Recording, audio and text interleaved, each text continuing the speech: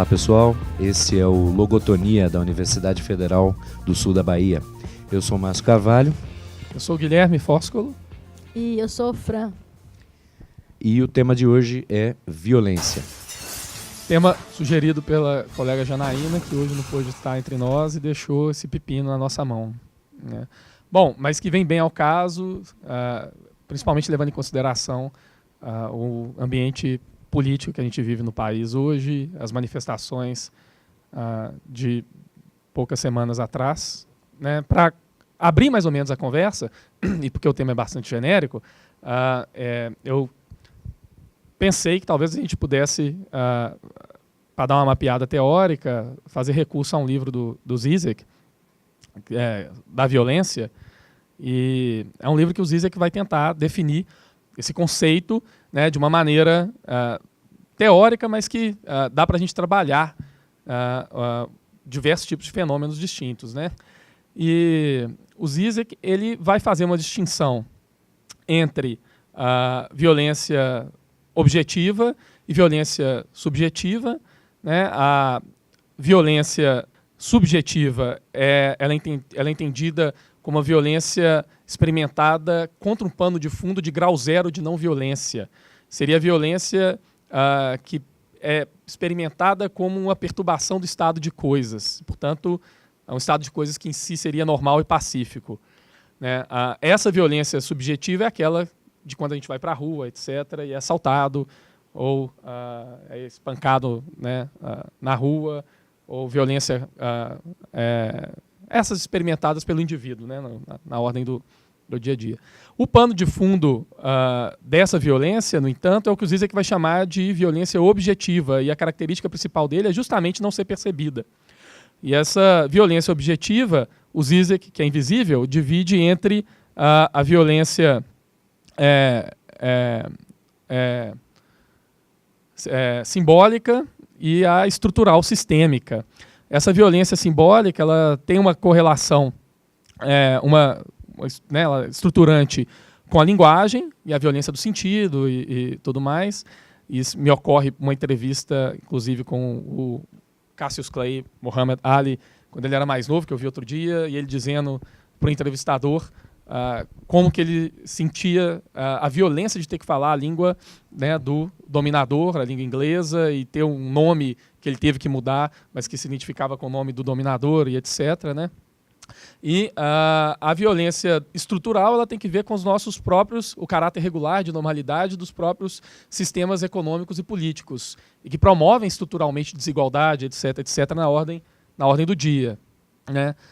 Em relação à violência simbólica, eu queria fazer uma citação rápida do Marx na ideologia alemã, que eu acho que abre o caminho para a gente pensar ela, né, naquilo que é mais característico dela, né, ou seja, daquilo que a gente recebe dela por parte das mídias, né, ou das tecnologias, etc.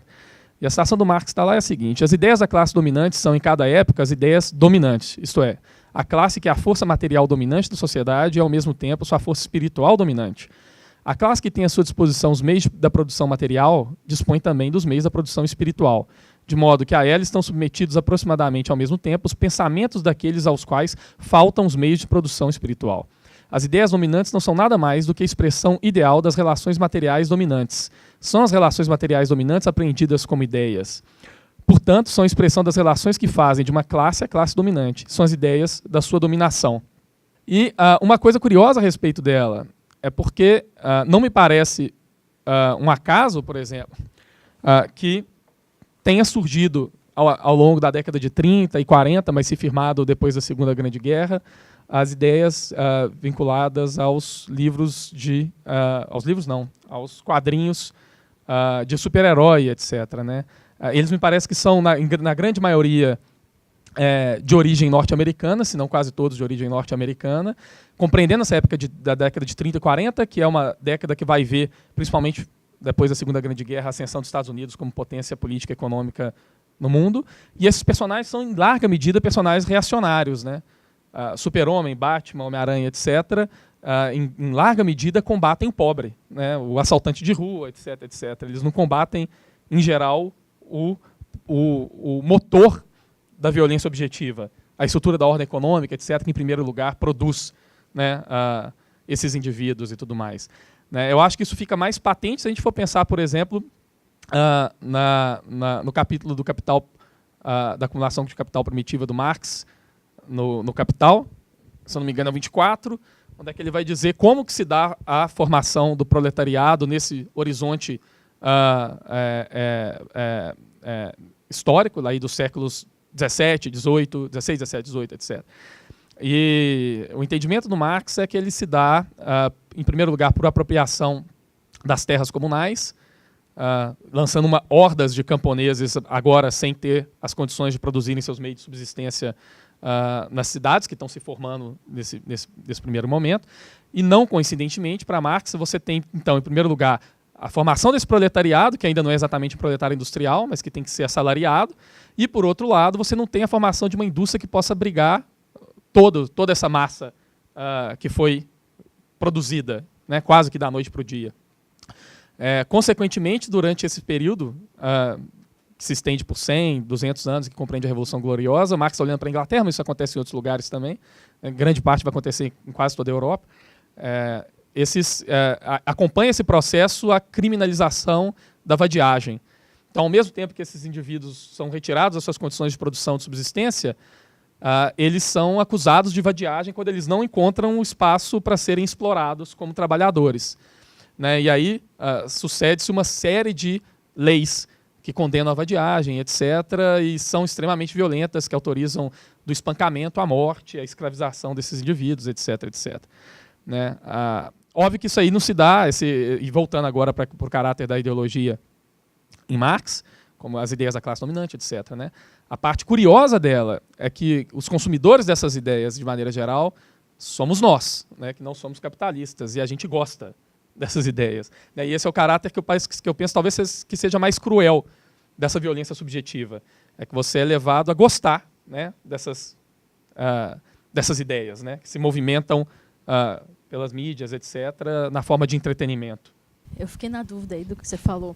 A violência objetiva seria, então, a violência que o Zizek entende como uma violência que vai para o âmbito daquilo que não se vê, que Isso. pode ser, então, estrutural ou simbólica. Essa é a violência objetiva. Isso. O que ele está chamando de violência subjetiva é a violência porrada no corpo, o assalto, Isso, a subjetiva é que a gente percebe como violência contra esse substrato que a gente não vê, que é o da violência objetiva. Entendi.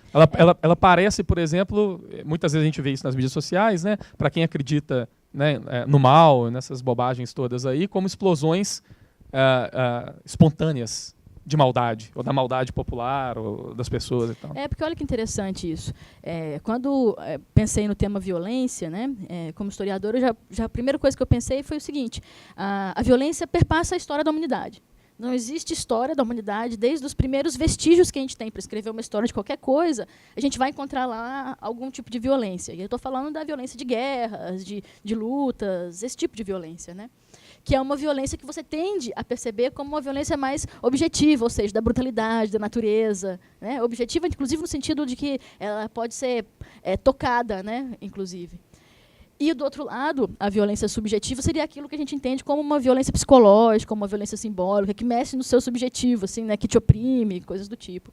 E essa inversão que o Zizek faz é interessante, né, porque ele está querendo dizer que existe alguma coisa que é do âmbito do conceitual, do âmbito do que não se vê, que é, sim, de fato, objetivo. Né, que é o ponto que a gente precisa tocar. Porque se a gente fosse tentar, eu não tenho autoridade para fazer isso, né, como historiadora eu posso dizer, violência é intrínseca ao ser humano. Mas, do ponto de vista biológico, eu não tenho autoridade para falar isso, né? Porque eu não sou bióloga, nem nada do tipo. Mas eu acho que seria fácil de argumentar, porque, no final de contas, nós somos animais. Né? A gente tende a achar que a nossa razão nos leva ao estado de não-guerra, né? A nossa racionalidade exclui da gente a nossa violência, a nossa natureza agressiva, né? Como o gato que fica lá brincando sadicamente com a presa. A gente não faz isso porque nós somos racionais. A gente vai pensar, putz, vamos comer um boi, mas vamos matar o boi com humanidade. Né? Tipo, isso é humanidade para a gente. Eu acho que para o boi é super violento. Mas, enfim...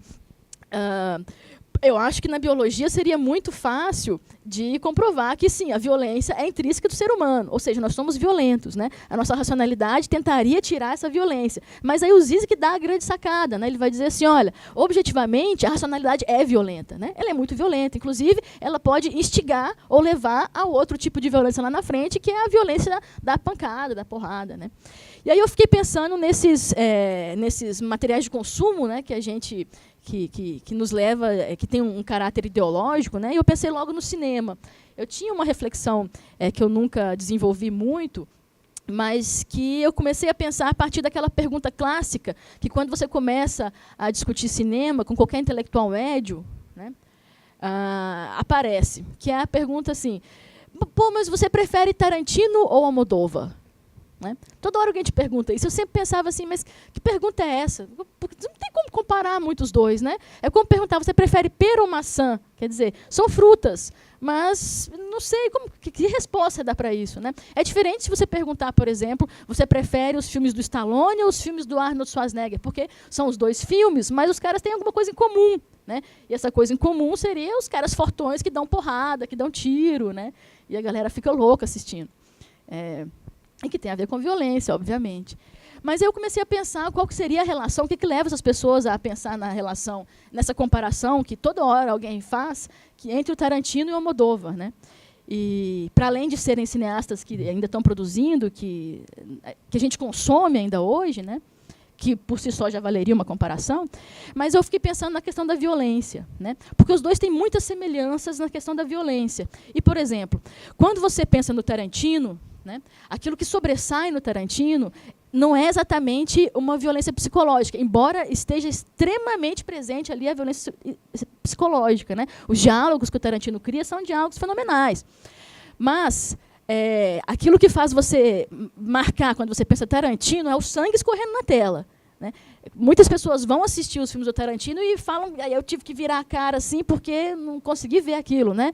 Ou uma cabeça rolando, um braço jorrando sangue, ou uma morte estranha dentro de um carro, né? Naquele Prova de Morte, é Prova de Morte ou é? No Pulp Fiction tem a morte no carro também, o cara dispara a arma, estoura os miolos. Estoura e os caras têm que lidar com aquela situação de ter que limpar os miolos estourados, né? Isso é muito interessante. Quer dizer, mas é tudo muito a violência nua e crua, né? Aliás, o Tarantino sempre informa que ele tem uma grande influência do Kubrick, né? E aí a gente pensa logo na ideia da ultraviolência lá do Laranja Mecânica. Né? No elevador jorrando sangue do Iluminado. O elevador jorrando sangue do Iluminado. Mas Laranja Mecânica tem umas cenas que são muito perturbadoras, né? A cena do estupro ou a cena do espancamento do escritor, e ele vai cantando a música lá do Cantando na Chuva, né? Sim, e vai espancando o cara. Então isso é perturbador. É a própria ideia da ultraviolência, né? A violência pela violência. Então, isso é o que é mais marcante no Tarantino. Né? A principal chave de leitura dele é essa violência grotesca, animalesca. Né? Por outro lado, pelo menos eu sempre percebi assim, os filmes do Almodóvar são em algum sentido mais poético. Né? Tem alguma espécie de uma coisa meio romântica, espanholesca, assim, né? E a violência simbólica sempre me chamou muita atenção no Tarantino, no Almodóvar. Se a gente parar para pensar, por exemplo, em Má Educação, a coisa ideológica da religião por trás, Fale com Ela, que inclusive tem uma questão com estupro, mas é tratado super poético, super no âmbito do subjetivo, do psicológico dos personagens. E aquele um dos últimos filmes dele agora, que é A Pele que Habito, né? Que apesar de ter uma puta violência de gênero, né? Violência no sentido da carne mesmo, é uma verdadeira tortura psicológica que é feita ali. Né? Inclusive, a personagem, ou o personagem, né? Porque, na verdade, ele se sentia homem, apesar de ter sido transformado em mulher, ele ainda... Spoilers. Spoilers. Contém spoilers, faz ali uma... Estragou o filme inteiro. Estragou o filme.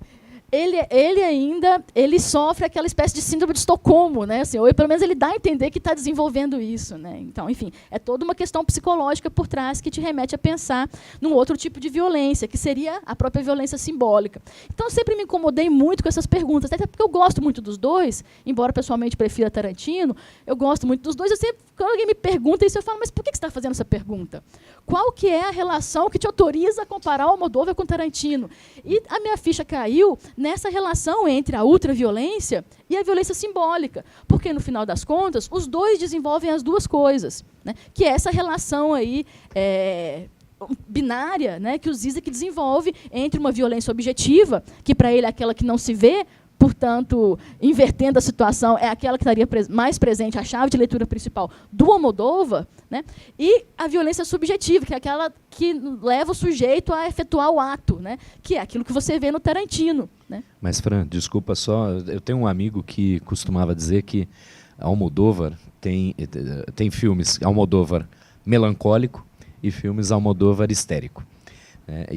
Curiosamente, você citou filmes dele que são mais recentes, em que ele consegue juntar no mesmo filme, me parece, o lado histérico e o lado melancólico. Se você vê Matador, é totalmente melancólico.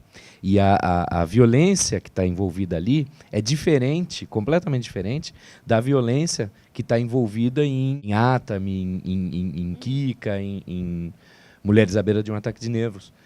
Então, me parece que ele vem conseguindo unificar essas duas vertentes. E talvez isso tenha a ver com trabalhar as duas formas de violência. É isso. Porque eu ficava pensando, como um cara é o sangue escorrendo na tela, o outro cara é uma violência psicológica. Né? E aí, analisando como o tema era violência, eu comecei a analisar essa relação, né? Comecei a pensar essa relação entre aquilo que o Tarantino faz da ultraviolência, vamos enfiar porrada para todo lado. O filme vai ser porrada do começo ao fim, como todo bom filme B, né? Que o Bill. O que você precisa? Você não precisa mais do que uma história de vingança e uma espada samurai. Né? Acabou. Isso aí já é o roteiro inteiro, né? Para ter sangue espalhado para todo lado. Só que, se você parar para pensar, aquela primeira cena, isso não é considerado um spoiler, aquela primeira cena do Bastardos Inglórios, em que o general alemão entra na casa do fazendeiro, e o fazendeiro está escondendo os judeus debaixo do assoalho, aquela conversa que eles têm, inclusive a mudança de idioma, né, para os caras de baixo não perceberem, aquilo é genial, né? E aquilo ali é uma tortura psicológica. E tem, inclusive, só para lembrar, o copo de leite, né, que tem a ver lá com, de novo, o Laranja Mecânica, né, a coisa da... E então eu percebi que os dois, tanto o Tarantino quanto o Kubrick, eles permitem, é possível, né, esse diálogo, e aí é uma nova justificativa para a pergunta por que você prefere, né, Tarantino ou Almodóvar, porque eles são perfeitamente comparáveis. Porque os dois, né, por mais que um sobressaia uma coisa e o outro uma outra visão de violência, os dois eles unificam. Né? Eles acabam por unificar alguma coisa que está extremamente relacionada, como o Guilherme colocou aqui. Né? A violência objetiva, que a gente pode pensar que seria alguma coisa teórica do campo da ideologia, da abstração, que vai impulsionar, do outro lado, uma violência de um tapa na cara, por exemplo. Né? O que eu acho curioso também é como é que de determinada maneira, a indústria cultural, o cinema, os quadrinhos, etc., eles movimentam ou expõem essas coisas. Né? Nos quadrinhos e nos desenhos animados, isso aí fica muito claro. Né? Nos desenhos animados, você pega um desenho como Tom e Jerry, por exemplo. E aí, uma leitura curiosa que você pode fazer no Tom e Jerry, você vê lá o rato e o gato, um fudendo o outro o tempo inteiro, matando, esquartejando, blá, blá, blá. Você pode fazer uma leitura daquilo que se revela pelo Tom e Jerry como o que se esconde no sistema meritocrático, que é aquela disputa capitalista absurda pelo emprego, etc., ou dentro do mercado. Né? E que é exposto na forma de desenho aquilo lá, porque parece que tem uma coisa que se relaciona diretamente com isso. Né? No caso do Tom e Jerry, você poderia até dizer que o que se expõe é aquilo que se oculta em figuras, por exemplo, como o Aécio Neves, quando diz alguém que a gente manda matar e tal, e por aí vai. E fica essa coisa, quer dizer, algo da exposição, mas que só pode ser exposto porque é um desenho. É um desenho retardado para criança, etc., e por aí vai. Mas não pode ser colocado ou movimentado em palavras de maneira óbvia, por assim dizer. Comichão e Coçadinha dos Simpsons. Já realiza... mas ainda assim, no Comichão e Coçadinha é uma crítica irônica, mas que não coloca o óbvio, né? Quer dizer, da disputa, do que se oculta na meritocracia, que vamos puxar o tapete do outro a qualquer preço. O Comichão e Coçadinha seria o oposto disso, né? Porque não tem nenhuma história, eles não tem lá o gato sadicamente brincando com o rato. O gato já aparece fazendo alguma coisa como andando de esqui e o rato aparece num jet ski e corta ele ao meio. Né? É só isso, a ideia agora, é só essa. A inversão ideológica nos quadrinhos eu acho que é mais bizarra, Porque as primeiras versões desses heróis, Batman, Homem-Aranha, etc., né, eles aparecem sempre confrontando o assaltante bosta comum. O Homem-Aranha tem aquela relação estranha, que é quase idêntica do Batman, com o cara que mata o tio dele lá, o Uncle Ben. Né, e que ele vai atrás e tal, e é o inimigo principal das primeiras edições do Homem-Aranha, são esses criminosinhos de rua e tal. No caso do Batman, a mesma coisa, né? Um criminoso besta de rua vai lá e mata o papai e a mamãe multibilionário deles. O Batman é pior porque, na verdade, é o opressor, de novo, efetivando a violência da pancadaria em cima do oprimido, né? Defendendo a própria propriedade.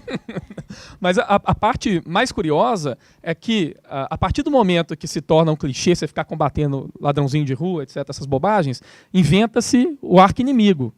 Agora, inventa-se o arqui-inimigo porque você não pode direcionar a ação do herói, a ação combativa do herói, ao inimigo de verdade, né? O sistema que objetivamente produz as condições pelo qual ele vai lá combater o trombadinha, o bandidinho, etc. e tal. É legal que o arqui-inimigo, ou ele é uma mutação bizarra, né? Tipo assim, a gente não sabe o que é e pode ser qualquer coisa, mas é uma mutação bizarra, isso acontece em quase todos. Ou então um ser que veio de um outro planeta, né? Alguma coisa do tipo. Ou ele é um cara muito rico com um projeto do mal, né? Que aí, no caso, ele quer tirar o nível de sociabilidade que a sociedade já chegou e quer estabelecer uma outra coisa, né? Que é o que acontece com o Duende Verde, com o Lex Luthor. São os caras mega ricos, né, que querem fazer da sua riqueza um caminho para o mal. Isso quer dizer que existem esses heróis que garantem a riqueza do caminho para o bem, né? Isso é uma bizarrice, né? Porque no final das contas é isso. O herói, você troca, no final das contas, né? Como diz até mesmo Zizek em algum desses filmes deles, comentando outros filmes, né? Você troca, no final das contas, o problema concreto, real, por um inimigo simbólico, o qual você pode ver lá, etc., e de fato temer e combater e enfrentar. Né? Porque o sistema é um negócio muito abstrato, não ia ficar bonito, por exemplo, não sei, um Homem-Aranha enfrentando de fato as causas concretas do problema e de repente tendo que combater o Bill Gates, ou, não sei, né, o Steve Jobs, a Apple, ou não sei qual outra companhia e tudo mais. E outra grande coisa corporação. que a indústria do consumo faz, Guilherme, é pegar esses grandes personagens e transformar a violência, que é uma violência, no sentido do Ziz, que é subjetiva, né, a violência do corpo, da agressão, e transformar isso num caráter psicológico desviante, né, como é o caso, por exemplo, do psicopata americano. Né? Quer dizer, o cara é louco, ou o taxi driver. Né? Olha, essa violência aí, a gente precisa abolir porque nós somos civilizados e existe um sistema que nos rege. Então, esses caras que saíram desse padrão e que efetivaram a violência, né? Isso é possível, exceto no caso da força policial autorizada, né? Essa pode sim usar a violência física. Esses caras que utilizam a violência física, eles são lidos pela indústria cultural como os caras fora do padrão. Né? Que é o caso lá do como é que ele chama? Do Christian Bale lá no... É Christian Bale? Do psicopata americano. No psicopata americano. Ou então, outro que eu pensei agora é o Taxi Driver, né? Que o cara pira. Ele pira e a piração leva ele a essa violência, que é uma violência que a nossa civilização não admite. Né? Você está indo contra todo um sistema. Então, você é um cara desviante. Outsider da caixinha da racionalidade. Entendeu? Pois é, mas a questão é que, a partir do momento em que o Estado detém esse monopólio da violência, né, ele precisa colocar a pessoa que se utiliza da violência e que não é representante do Estado nessa posição de outsider ou de algo que tem que ser combatido. Então, na verdade, a gente lembrar lá até dos contratualistas, né? A gente falou de Locke. Locke começa dizendo que o fundamento do poder do Estado é o poder de tirar a vida do cidadão. Né? Não se falava em cidadão, mas tirar a vida da pessoa. Né? É o princípio do quem pode mais, pode menos.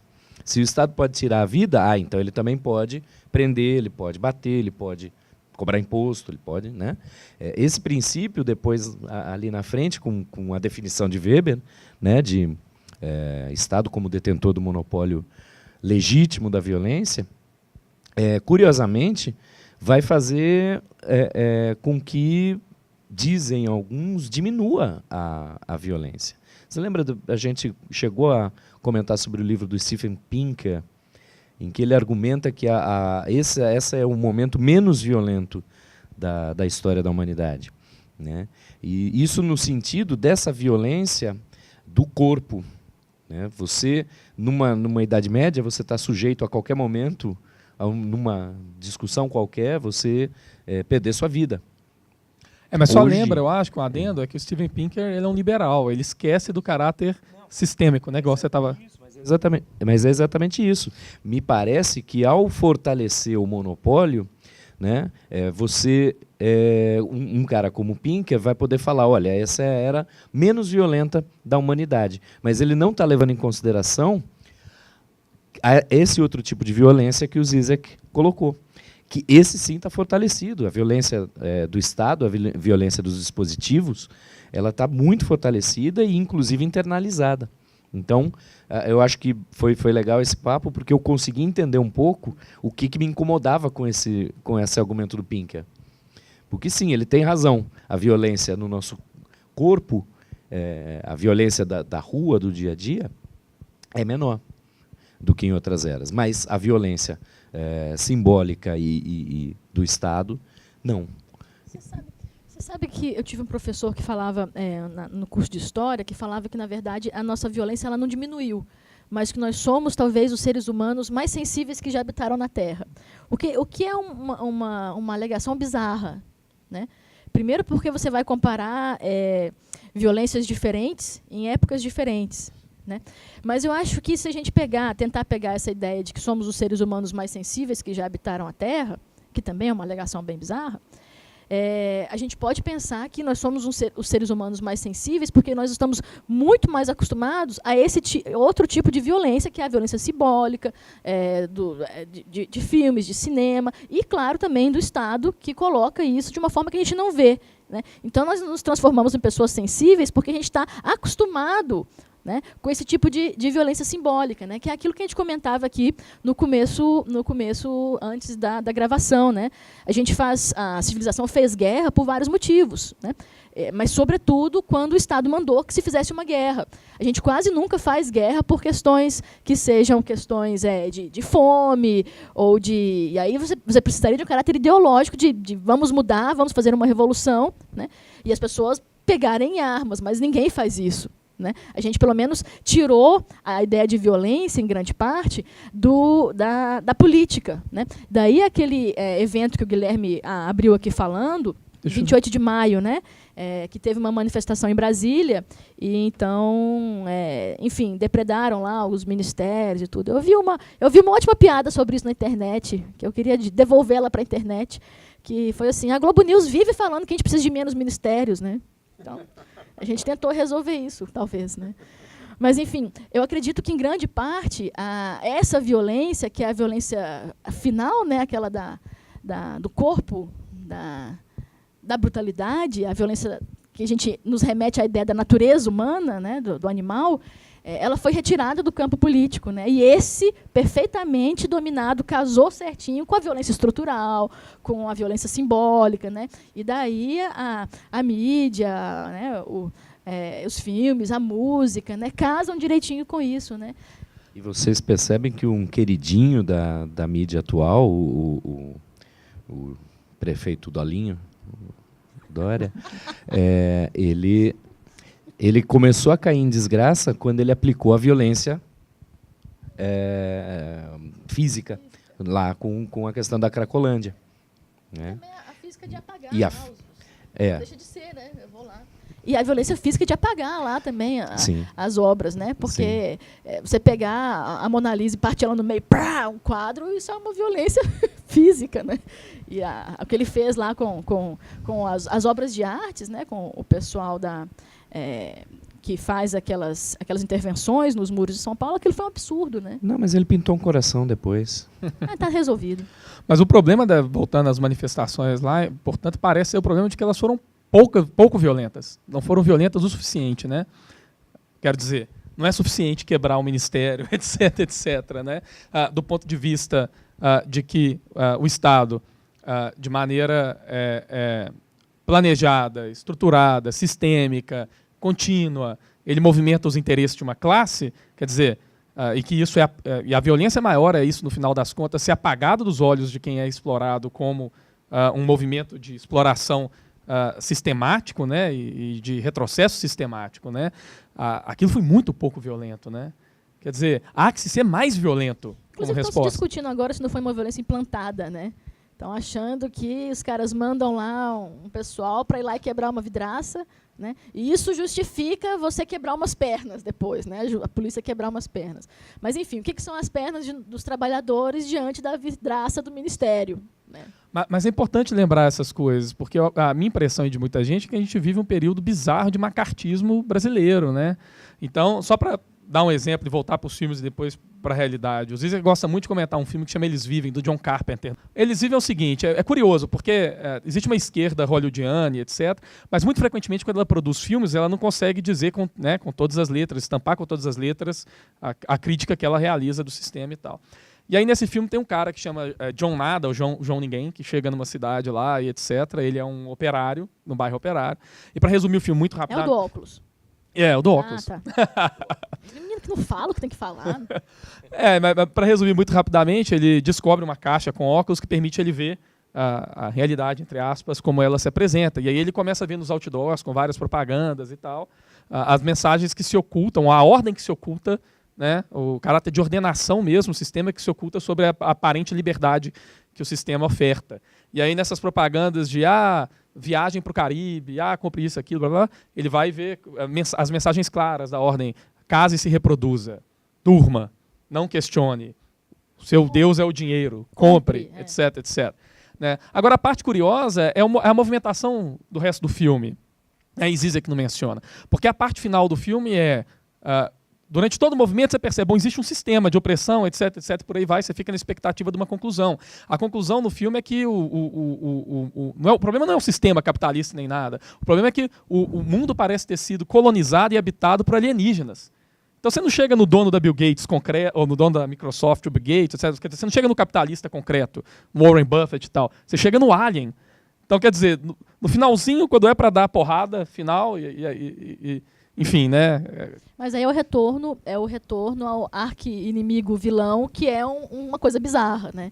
Ou que é uma mutação, ou um ser que veio do espaço, né? Quer dizer, não somos nós que fizemos essa merda toda, né? São esses outros seres aí, não os humanos. E no caso do Brasil específico, quer dizer, se desvia os olhos, né, do sistema, e a culpa, de repente, ela se torna ou a culpa do político XYZ, ou a culpa, não sei, dessa esquerda, né, a comuna, vermelha e etc., o inimigo de sempre. Né? E aí eu acho que, de fato, o problema principal da movimentação da classe dominante, etc., e da brincadeira da ideologia, é que isso compõe as subjetividades. Né? Quer dizer, as pessoas, de fato, elas acreditam nisso, elas gostam disso, elas consumem esses produtos e elas constroem as subjetividades dela em cima dessas mídias, né, ou dessas relações e etc. E, de fato, é muito difícil você quebrar isso. Né? Na mesma passagem que Zizek vai comentar sobre o Eles Vivem, ele vai destacar uma passagem que esse João Nada tem um amigo, que é o Armitage, e ele quer que esse amigo use os óculos para perceber o que está rolando. E tem uma cena bizarra no filme, que são 10 minutos inteiros de porrada, onde é que esse João Nada tenta fazer com que o cara ponha, o cara não quer, ele sai no pau, 10 minutos de pau, sem nada, quase sem diálogo e tal, estranhaço no meio do filme. E a sacada do Zizek olhando para isso é falando, cara, mas é porque há uma coisa ali, concreta, real, que eu acho que dialoga até com Matrix. Ou seja, você gosta desse sistema. Você perceber que o que o sistema está fazendo como violência objetiva é uma violência contra o seu próprio corpo, porque você tem que deixar de gostar das coisas que você gosta. Você lembra do cara da Matrix, do Biff, o cara que entrega a Matrix, né? Ele vira e fala que ele sabe que aquele bife não existe, que aquilo é uma projeção da Matrix que vai para o cérebro dele e faz ele sentir aquela sensação de que eu estou com a barriga cheia, o bife é delicioso. E ele vira e fala assim, eu quero isso de novo. Eu não quero sair dessa realidade, eu quero de novo achar. E ele come aquele bife e fala, eu quero achar que isso é real. Isso é o mais legal. Ele não quer sair disso. Oi? Ignorância é uma bênção. Ele fala, é a frase dele. Agora, eu acho complicado, porque, de fato, existe uma sabedoria nessas culturas populares, etc., mas que sempre se traveste ou se oculta na forma da ficção ou dessas ficções bizarras, né? E aí você limpar o terreno para poder chegar naquilo que é concreto e, de fato, demanda uma leitura que comumente não se tem dessas coisas, né? Eu fico pensando porque, por exemplo, luta de classe é um negócio que costuma aparecer coisas bizarras da indústria cultural, né? No primeiro, ou nem sempre da indústria cultural, mas da ficção. No primeiro lugar, você pensa assim, qual que é a figura predominante do vampiro, o Bram Stokeriano lá da vida? É o aristocrata. E aparece uma entrevista com o vampiro, também da Anne Rice. Então, o vampiro, a quintessência do vampiro, não é esses vampiros pop que a gente vê aí e tal. Que brilha no escuro. Né? E os do... Ele brilha no claro, aliás. Os vampiros crepúsculo e tal. Mas é a ideia de um aristocrata. O vampiro é culto, é educado, etc, etc. Né? Então, Conde, né? Conde Drácula. Tem até título de nobreza. E no caso do Conde Drácula é curioso, porque, de fato, ele suga o sangue das pessoas ali, etc. E ele acaba sendo combatido pela população e tudo mais, né? Pelas pessoas que estão rodeadas ali. E que, no final das contas, você consegue entender o movimento da luta de classe na figura, né? Mesma coisa acontece no caso dos zumbis, que começam a aparecer na cultura popular pela década de 30 ou 40, e não por acaso me parece que junto com o desenvolvimento da cultura de massa, né? E a ideia do zumbi é muito curiosa, né? Porque a ideia do zumbi é a ideia de um trabalhador sem mente, né? Sem consciência, né? Mais do que a do inimigo da ordem pública e tal. E eu digo isso porque tem um filme bizarro que me chamou a atenção, que é um dos primeiros filmes de zumbi, se não me engano é de 32, e se chama White Zombie. E nesse filme, a figura que não curiosamente, que produz zumbis, né, é um cara que é um chefe de uma plantation. E os zumbis são as pessoas que trabalham na plantation dele. Então, de fato, pela primeira vez aparece a figura do zumbi ali como o trabalhador, né, a ideia do trabalhador sem mente, né? Só o veículo corporal para executar o trabalho ali, né? Gostei de ouvir essa interpretação aí, porque eu sempre partilhei a outra interpretação de zumbis, lobisomens e vampiros, né? Como representações de morte, de sexualidade e de violência, né? O Drácula representando mais uma sexualidade, o que é interessantíssimo se você pensar no Crepúsculo, que é a repressão dessa sexualidade, né? O vampiro é totalmente invertido ali naquela série, né? O lobisomem como a explosão da parte animal do humano e o zumbi é aquela coisa da morte. De um zumbi você foge, de 2 zumbis você foge. Eles são lentos, eles vão te cercando. Eles estão chegando, mas você não escapa de todos eles. Até, atenção, crianças, zumbis não correm, por favor. Né? Lembrar o texto do Simon Pegg, nessa representação de morte. Aí eu achei interessante ouvir essa ideia que, como você disse, no filme de 32, estava claro que os zumbis eram os trabalhadores, mas isso vai sumindo, né? Isso vai sendo escondido, não é isso? Olha, eu acho que eu acho que vai sumindo, mas isso eu acho que responde a um outro... É proposital, né, esse desaparecimento. Assim como o vampiro do Crepúsculo, desculpa, Guilherme, mas assim como o vampiro do Crepúsculo, ele é transformado nessa coisa que é hoje, porque isso se enquadra, né, na ideia de high school, que é um modelo que está dentro de um sistema, né, então se enquadra.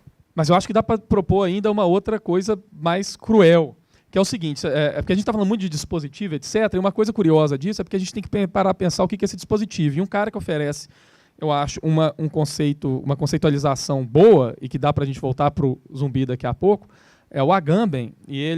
Porque esse é um conceito que aparece em Foucault, Deleuze, etc., etc., e que dialoga diretamente com Marx, né, na medida que Marx acha que as nossas consciências, são produto das relações materiais de produção e etc. Então, elas não são... enfim, né, produzidas do além, né, da imaterialidade e tal. Né. E aí a definição do Agamben no que é um dispositivo é, generalizando posteriormente a já amplíssima classe dos dispositivos Foucaultianos, chamará literalmente dispositivo qualquer coisa que tenha, de algum modo, a capacidade de capturar, orientar, determinar, interceptar, modelar, contrelar e assegurar os gestos, as condutas, as opiniões e os discursos dos seres viventes.